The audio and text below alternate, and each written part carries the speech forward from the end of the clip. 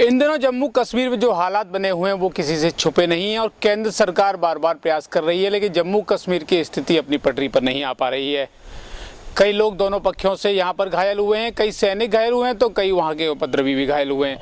इस बारे में हम बात कर रहे हैं शंकराचार्य स्वामी अधोक्षानंद जी महाराज से कि क्या मुख्य वहाँ की वजह है जिनसे वहाँ बार बार ये हालात पैदा होते हैं और आखिर क्यों जम्मू कश्मीर का हल नहीं निकल पा रहा। स्वामी, क्यों बार बार वही स्थिति पैदा हो जाती है, दोनों तरफ से हर बार फायरिंग होती है, वहाँ से पथराव किया जाता है, तो क्या कारण है ये?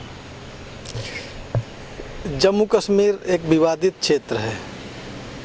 वहाँ के लोग आज़ादी की लड़ाई लड़ रहे हैं पिछले कई सालों से। सरकार उसको अपना भारत का अभिन्न हिस्सा मांगती है। उधर पाकिस्तान की हुकूमत भी कश्मीरियों की हमदर्द बनी हुई है।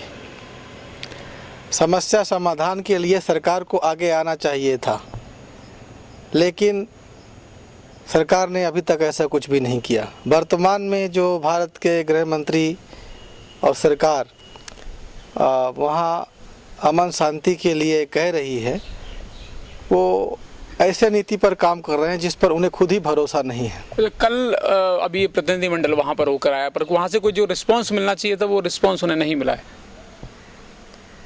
कश्मीरी जो अपने स्वाभिमान और संवैधानिक अधिकारों की लड़ाई लड़ रहे हैं, दुर्भाग्य से ये प्रतिनिधिमंडल उनसे ही बातचीत करने को तैयार नहीं हुआ। और यदि किसी से बात करने का इच्छा है तो सम्मानजनक तरीके से कहा जाना चाहिए, बजाय इसके जिस हुकूमत के सिस्टम से कश्मीरियों को नाराज़गी है, वही बिगड़े हुए सिस्टम का जो अहंकारी मिजाज है वो गृह मंत्री ने वहाँ दिखाया है।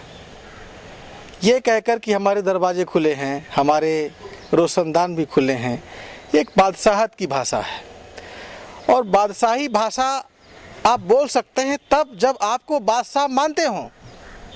जब कश्मीरी अपने अधिकारों को प्राप्त नहीं कर पाए, उनके अपने सुरक्षा की जिम्मेदारी देने वाला कोई नहीं है, उनकी फसलों की रक्षा जिम्मेदारी कोई नहीं ले रहा, तो ऐसी हालात में जब आप अपना दायित्व निर्वहन नहीं कर पाए हो तो उनके साथ आप ये आशा कैसे कर सकते हो कि आप बादशाही भाषा बोलें इस लोकतंत्र के युग में, और वो दौड़े हुए आपसे बातचीत करते चले आएँ। जिनको आप मुट्ठी भर लोग कह रहे हैं वो लोग हैं जो दक्षिण एशिया की सबसे बड़ी ताकतवर दूसरे नंबर की सेना हिंदुस्तान की आर्मी को पिछले 30 सालों से लड़ा रहे हैं। आप इतने हमारे सैनिक मारे गए हैं, सेना जूझ रही है, देश में चिंता है, और आप उनको बहुत थोड़ा सा कह के नज़रअंदाज करना चाहते हैं। थोड़ी बात है, नए युवा जो नए लड़के हैं वहाँ पर पथराव करते हैं और हमारे सैनिक भी घायल होते हैं, फिर इधर से जब वहाँ गन चलाई जाती हैं तो वहाँ से लोग, लेकिन दोनों तरफ से नुकसान तो भारत का ही हो रहा है। गन चलाना कहीं से भी नाजायज़ है, चाहे सरकार चलाए चाहे युवा चलाएं, लेकिन ये बात गौर करने लायक है कि उन लड़कों के पास कितने बंदूकें होंगी, कितनी गनें होंगी। गनों का खजाना तो सरकार के पास में है, ताकत सरकार के पास में है, और शांति स्थापित करने की जिम्मेदारी भी सरकार के पास में है। आम आदमी उत्तेजित हो सकता है, उत्तेजना में वो गैर कानूनी कदम भी उठा लेता है, लेकिन सरकार को हर हाल में कानून और संवैधानिक रक्षा का ध्यान रखना चाहिए। उसको धैर्य रखते हुए क्यों उनमें आक्रोश है, क्यों वो पत्थरबाजी कर रहे हैं, क्यों वो स्वयं शहीद हो रहे हैं और फौज को शहीद कर रहे हैं, ये इसका कारण क्या है, इस तय में जाना है। हर आदमी जो मनुष्य रूप में यहाँ जन्मा है उसको जीने की इच्छा है, वो जीना चाहता है, जीवन का आनंद लेना चाहता है। फिर भी इतना ज़्यादा तकलीफ क्यों आई है कि लोग खुद मर रहे हैं और मार रहे हैं, ये समाधान ढूंढना पड़ेगा। अच्छा स्वामी जी, सबसे बड़ी बात यह है कि वहाँ पाकिस्तान में झंडे दिखाए जाते हैं, भारत का झंडा वहाँ जला दिया जाता है। दूसरी बात, जो वहाँ जो पथराव होता है, बताते हैं कि वहाँ जो उनके लिए पैसा मुहैया कराता है वो ISIS पैसा मुहैया कराता है, और जगह जगह पथराव के अलग अलग उन्होंने रेट फिक्स कर रखे हैं। हिंदुस्तान और पाकिस्तान की दोनों ही सरकारें कश्मीर मामले में गैर इंसाफ रही हैं, बेईमान हैं। वो दोनों ही घड़ियाली आंसू बहाते हैं, कश्मीरियों के हमदर्दी होने का दावा करते हैं, लेकिन दोनों ही कश्मीरियों को कुचल रहे हैं और मार रहे हैं, उनके भविष्य को अंधकार में डाल रहे हैं। यदि इनमें जरा भी ईमानदारी है तो आवाम के प्रति हमदर्दी रखते हुए सोचें और फिर कोई निर्णय लें। अपने हितों के लिए आपस में मिल लेते हैं, पाकिस्तान हिंदुस्तान के प्रधानमंत्री गले लग लेते हैं, वो कश्मीरियों के हित के लिए क्यों नहीं मिलते हैं?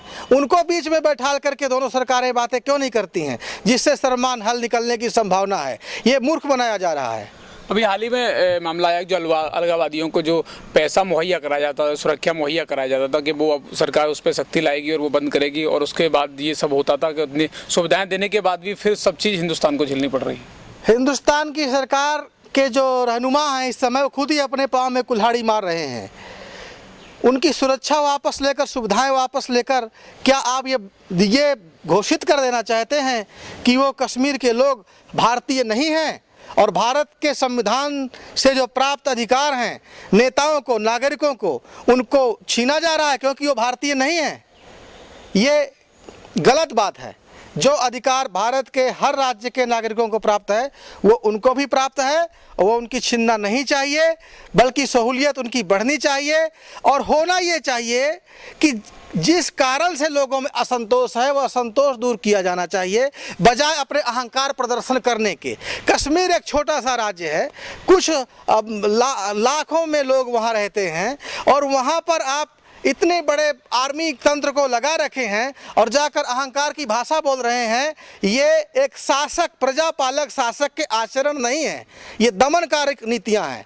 लोकतंत्र में, भारत जैसे देश में यहाँ दमनकारक नीतियां कभी कामयाब नहीं हुई हैं। जब पाकिस्तानी सेना नायक ने अभी कल जो भाषण दिया कि जम्मू कश्मीर उनके एकदम गले की नस है, उससे पहले पाकिस्तान नवाज शरीफ ये कह चुके हैं कि वो जम्मू कश्मीर को पाकिस्तान में जब तक शामिल नहीं कर लेंगे, जब तक दम नहीं लेंगे। तो क्या कहना चाहेंगे? वो ऐसे भाषण बार बार देना, लोगों को उत्तेजित करना और गुमराह वाली स्थिति पैदा करना, जिस प्रकार हमारे देश के नेताओं की मजबूरी है जनता को मूर्ख बनाए रखने के लिए, अंधेरे में रखने के लिए, झूठी बातें करना, झूठे प्रयास का दिखावा करना, असलियत से दूर रहना, वही मजबूरियां पाकिस्तान के नेताओं की भी है, क्योंकि पाकिस्तान भी तो हिंदुस्तान का ही छोटा भाई है। दोनों की हरकत लगभग एक है, बेईमानी है।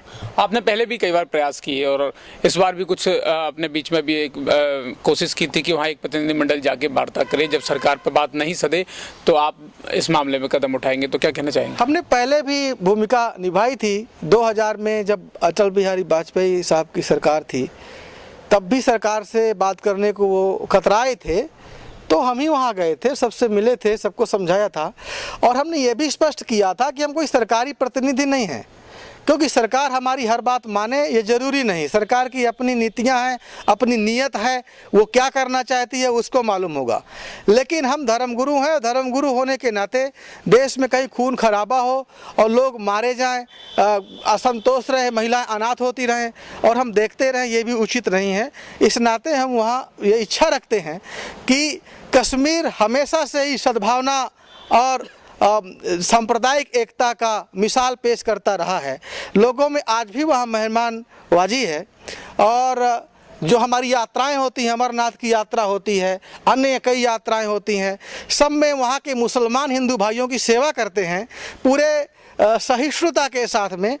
तो इतना सद्भावना से होता प्रोत कश्मीरी संस्कृति को इतना खलनायक की दृष्टि से जो पेश किया गया है, ये हालात बना दिए गए हैं, इसके लिए हुकूमतें ही जिम्मेदार हैं और हुकूमतों को ही अपनी नीति तय करनी है और वहाँ शांति लाने के लिए प्रयास करना है। लेकिन ये बात बिल्कुल याद रहनी चाहिए कि बंदूकें दिखा करके, धमका करके और अहंकार की भाषा बोल करके कोई भी समस्या का समाधान वहाँ नहीं होगा, बल्कि ये घी में, आग में घी डालने का ही काम कर रहा है।